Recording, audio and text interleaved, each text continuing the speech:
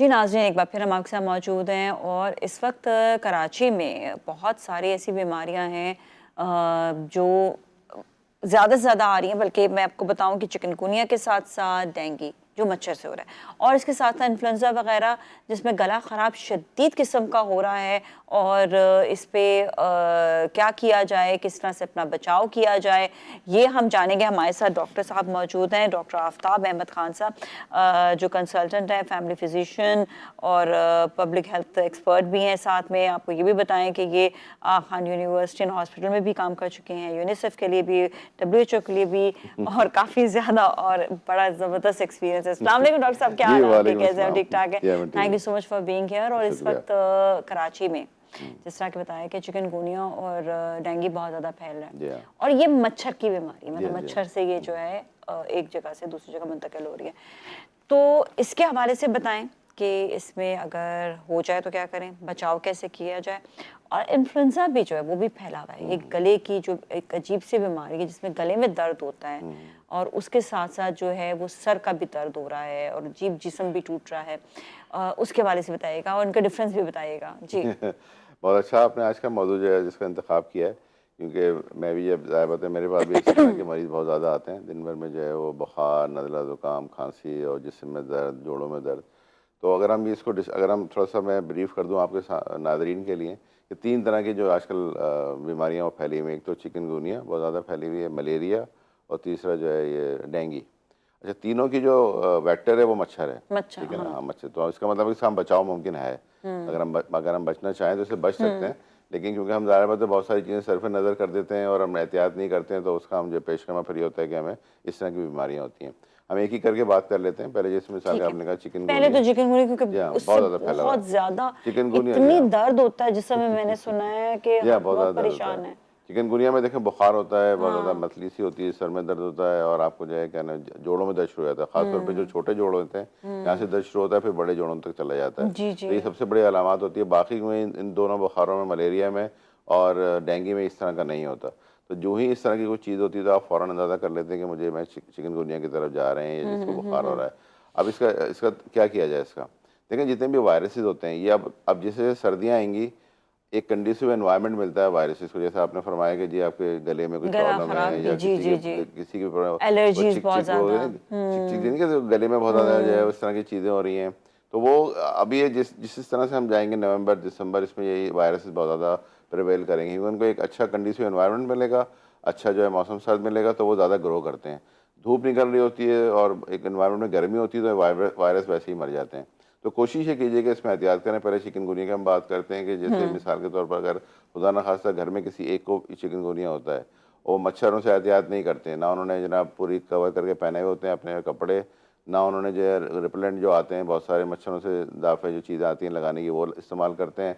और फिर ये कि जो घर पे नेटिंग होती है वो भी नहीं होती, और शाम में जो है दरवाजे खुले रखते हैं या ऐसे टाइम पे बाहर चले जाते हैं जहाँ पे मच्छर बहुत ज़्यादा होते वॉक हैं, के लिए स्पेशली या जो लोग वॉक के जा लिए रहे जाते होते हैं, हैं, जैसे बिल्कुल बहुत एहतियात बागात करने की में जरूरत चले है। जाते हाँ, हैं या ऐसी पार्क में चले मच्छर किस जाते हैं, टाइम मच्छर सोता होते है? हैं ये जो शाम के वक्त। शाम के टाइम सो जाता है मच्छर? मच्छर नहीं, मच्छर तो सारा जागते रहता है। सारा वक्त जागता रहता है, तो मेरे को उस टाइम पे निकला जाए जब मच्छर सो रहा हो।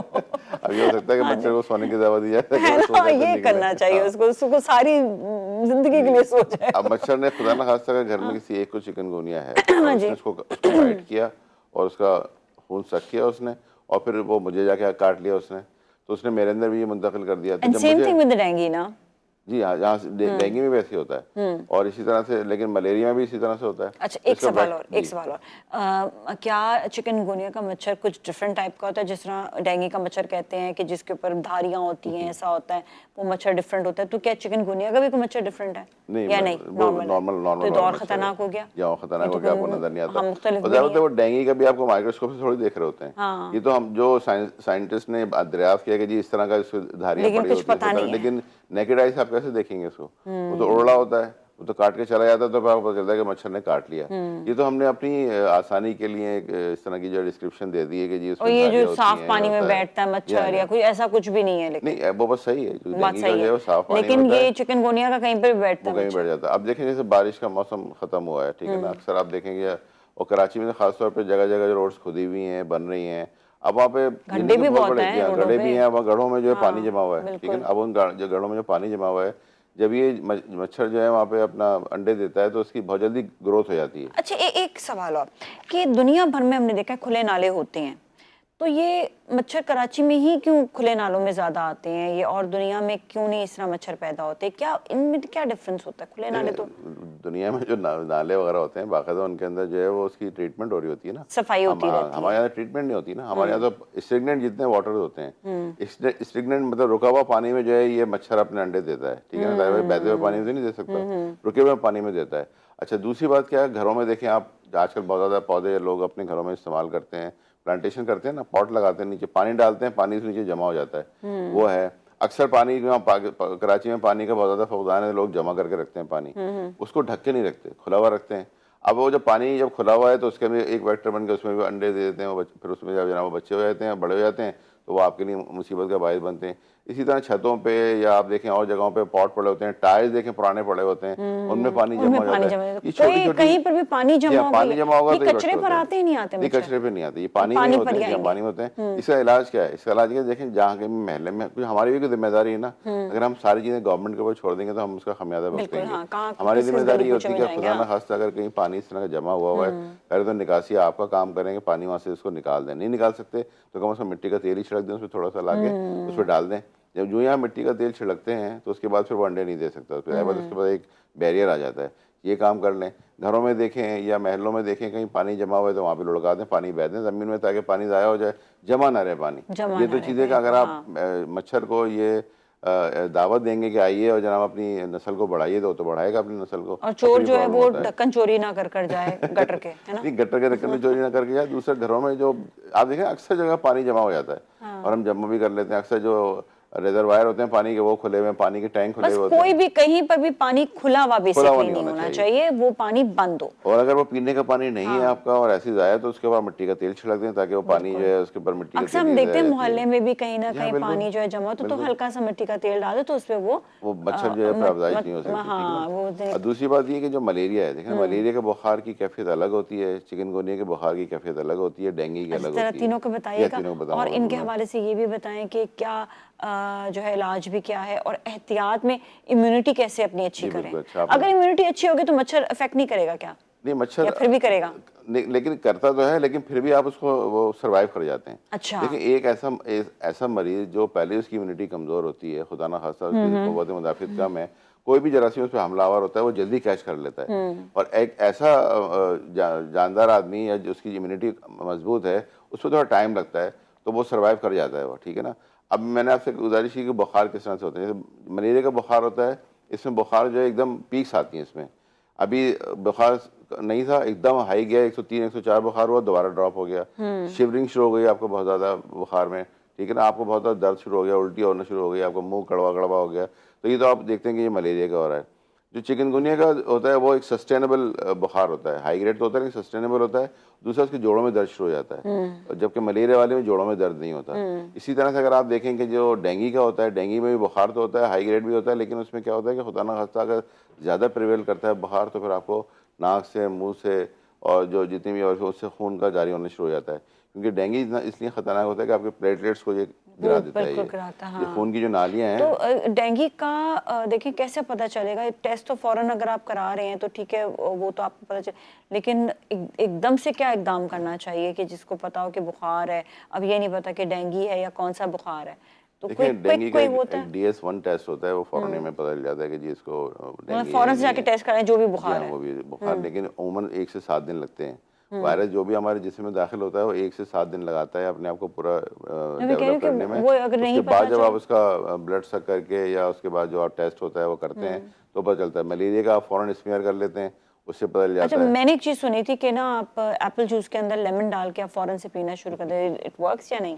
देखिए अपने आप को रिहाइड्रेट करें आप। हाँ। अगर आप होता क्या है बुखार में जब आपका बॉडी टेम्परेचर अंदर का रेज होता है तो आपको जो है ना वो बहुत ज़्यादा पानी की कमी होनी शुरू हो जाती है जिस्म के अंदर। अब होता क्या है कि अब आप पानी भी नहीं पी रहे कि जी मेरा मुंह कड़वा है, पानी नहीं पिया रहा, तो आपके अंदर बहुत ज़्यादा जो है वो पानी की कमी होनी शुरू हो जाती है। अब जैसे आपने फरमाया कि जी मैं जूस पी सकती हूँ, बिल्कुल पी सकती हैं आप, पानी का इस्तेमाल रखें।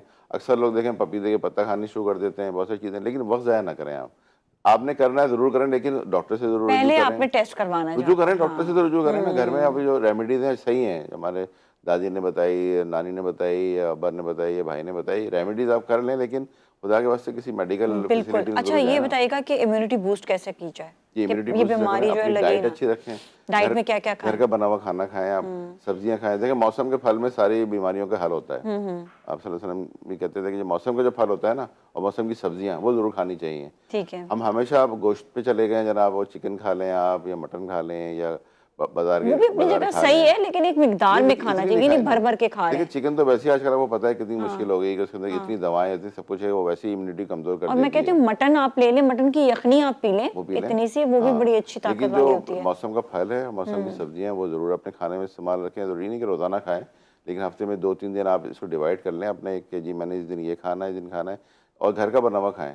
बाजार का बना हुआ खाना ना खाएं, क्योंकि उसमें ऑलरेडी पहले इतने केमिकल पड़े हुए होते हैं और मसालेदार होते हैं, जो आपको बॉडी को और नुकसान दे रहे होते हैं बजाय इसके फ़ायदा देने के लिए। जब आप घर का बना हुआ खाना खाते हैं, अच्छा हाइजीनिक खाना खाते हैं, तो आपकी इम्यूनिटी वैसे ही डेवलप हो जाती है। ठीक है ना, ज़रूरी नहीं कि आप बहुत कोई पाए नहारी और बिरयानी खाएंगे तो आपकी इम्यूनिटी बूस्टअप होगी। आप नॉर्मल खाना खाएं, चाहे वो दाल रोटी है, चाहे वो सब्जियां हैं, चाहे वो फल है। रोज़ाना एक फल भी कोई इस्तेमाल करें, को अफोर्ड कर सकते हैं। आजकल तो फल सस्ते भी हैं, इतने महंगे नहीं हैं। सेब भी बिल्कुल। सस्ता है, सेब आप रोज़ाना एक ले लें। इसी तरह सब्जियां हैं, वो भी रोज़ाना एक कुछ कर लें, या गोश्त जैसे आपने कहा कि यखनी बना लें, उसका वो कर लें, लेकिन अपने आप को रिहाइड्रेट करें और डाइट अच्छी रखें। और घर पानी का बना ज्यादा हुआ से पानी ज्यादा, ज़्यादा मतलब पानी जितना पिएं। हो सके पानी जरूर पिए। Thank you so much doctor साहब, बहुत बहुत शुक्रिया आपका। और नाज़रीन, इसके साथ ही जाएंगे ब्रेक की जानिब। ब्रेक के बाद फिर मिलेंगे, so you don't go anywhere.